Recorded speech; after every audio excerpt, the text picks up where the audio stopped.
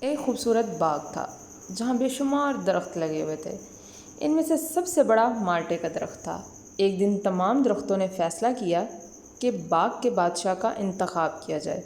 آپس میں صلاح مشورے کے بعد انہوں نے مالٹے کے درخت کو اپنا بادشاہ چن لیا۔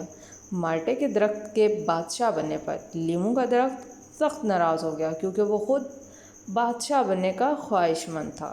لیمو کا درخت گھرایا، میں مالٹے کے درخت سے انتقام لوں گا۔ آخر لیمو کے درخت نے اپنی جڑوں کو لمبا کرنا شروع کر دیا۔ وہ بادشاہ مالٹے کے درخت کے حصے کا پانی چرتا رہا، جس سے مالٹے کا درخت سوکھ گیا اور کسان نے اسے کاٹ ڈالا۔ مالٹے کے درخت کے کٹ جانے پر تمام درخت بڑے غمگین ہوئے۔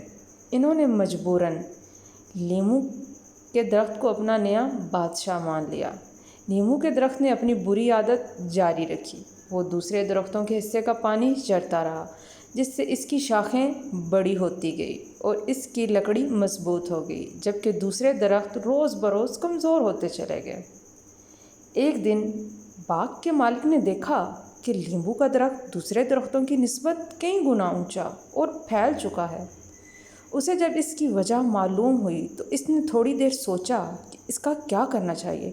اچانک اسے یاد آیا کہ اس کی بیوی نے اس سے مضبوط لکڑی کی ایک میز بنوانے کی خواہش کی تھی، لہٰذا کسان نے اپنا کلہاڑا اٹھایا اور لیمو کا درخت کاٹ ڈالا۔ دوسرے درخت یہ دیکھ کر حیران رہ گئے کہ لکڑہارے کا دست مالٹے کے درخت کی لکڑی کا بنا ہوا تھا۔ لیمو کے درخت کے اس انجام پر دوسرے تمام درخت بے حد خوش ہوئے کیونکہ انہوں نے لیمو کے درخت سے نجات مل گئی تھی۔